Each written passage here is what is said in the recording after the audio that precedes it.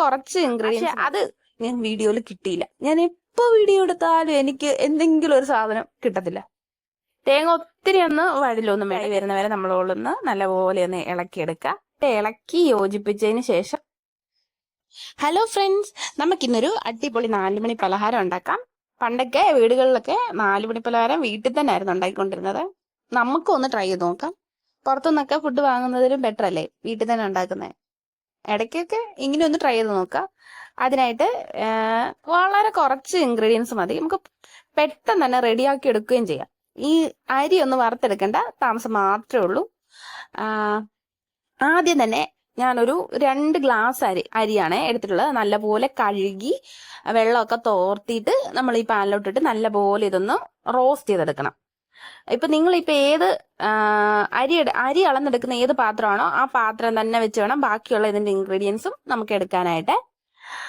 എന്നിട്ട് നമ്മൾ അതിന്റെ അരിയൊക്കെ വറുത്ത് ഏകദേശം ഇതൊക്കെ വറുത്ത് നല്ലപോലെ ഇങ്ങനെ പൊട്ടി പൊട്ടി വരുന്നൊരു ഇതുണ്ടല്ലോ, നിങ്ങൾക്ക് തന്നെ അറിയാം. അത് വറക്കുമ്പോൾ ഈ ഒരു കൺസിസ്റ്റൻസിയിലോട്ട് വരുമ്പോൾ തന്നെ നമുക്ക് മനസ്സിലാവും അരിയൊക്കെ നമ്മൾ വറുത്തിട്ടുണ്ട്. പിന്നെ നമ്മുടെ കയ്യിലുള്ള നട്ട്സ് ഉണ്ടെങ്കിൽ മാത്രം ഇട്ടാൽ മതി, ഓപ്ഷണലാണ്.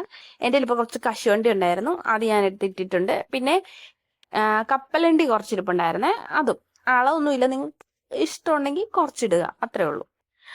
പക്ഷെ അത് ഞാൻ വീഡിയോയിൽ കിട്ടിയില്ല. ഞാൻ എപ്പോ വീഡിയോ എടുത്താലും എനിക്ക് എന്തെങ്കിലും ഒരു സാധനം കിട്ടത്തില്ല.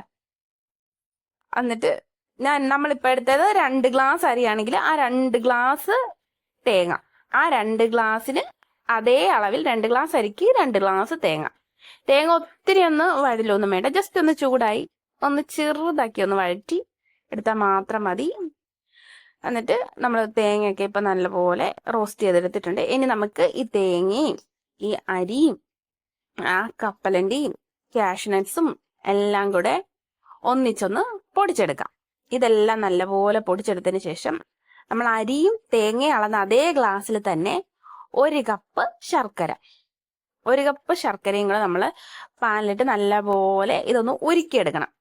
ഉരുക്കിയെടുത്തിട്ട് ഇത് ശകലം വെള്ളം ഇതിലൊഴിച്ചു കൊടുത്താൽ മതി കേട്ടോ. ഒരുപാട് വെള്ളം ഒന്നും ഒഴിച്ചു കൊടുക്കരുത്, കുറച്ച് വെള്ളം ഒഴിച്ചു കൊടുത്തിട്ട് ഈ ശർക്കരയുടെ കട്ടയൊന്ന് കുത്തിയൊന്ന് ഇളക്കണം. ഇത് വേസ്റ്റ് അഴുക്കൊന്നുള്ള ശർക്കരയല്ല കേട്ടോ, അതുകൊണ്ട് ഞാൻ അരിക്കുന്നില്ല. അഴുക്കുള്ള ശർക്കരയാണെങ്കിൽ നിങ്ങൾ അരിച്ചിട്ട് മാത്രമേ ഉപയോഗിക്കാവുള്ളേ. എന്നിട്ട് ഇത് നല്ലപോലെ ഇളക്കി ഈ ശർക്കരയൊക്കെ നല്ലപോലെ ഒന്ന് മെൽറ്റാക്കി കൊണ്ടുവരണം. മെൽറ്റായി വരുന്നവരെ നമ്മളൊന്ന് നല്ലപോലെ ഒന്ന് ഇളക്കിയെടുക്കുക. ഇപ്പം തന്നെ ശർക്കരയൊക്കെ നല്ലപോലെ മെൽറ്റായി വന്നിട്ടുണ്ട്. അതിലേക്ക് ഒരു 1/2 ടീസ്പൂൺ നെയ്യ് ചേർത്ത് കൊടുക്കാം. നെയ്യും നല്ലപോലെ ഒന്ന് ഇളക്കി ഇതിലേക്ക് യോജിപ്പിച്ചതിന് ശേഷം ഇതിലേക്ക് ഒരു 1.5 ടേബിൾ സ്പൂൺ ഏലക്കാപ്പൊടി ഞാൻ ചേർത്ത് കൊടുത്തിട്ടുണ്ട്.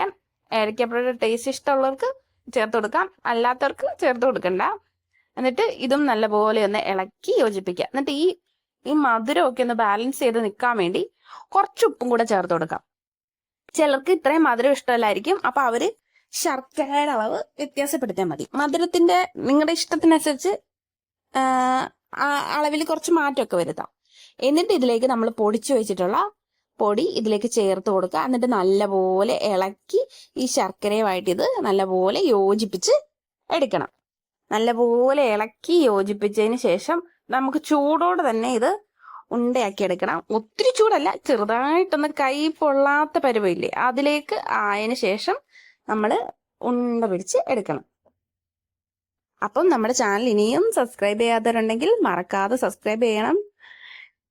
ഫ്രണ്ട്സിനൊക്കെ ഷെയർ ചെയ്ത് കൊടുക്കാനും മറക്കരുത്. ഇപ്പം നമ്മുടെ ശർക്കര ചെറുതായിട്ട് ചൂടൊക്കെ കുറഞ്ഞിട്ടുണ്ട്.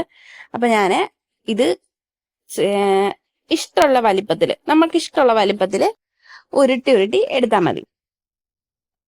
വല്ലപ്പോഴെങ്കിലും വീട്ടിൽ ഇങ്ങനെയൊക്കെ ഒന്ന് ട്രൈ ചെയ്ത് നോക്കുക.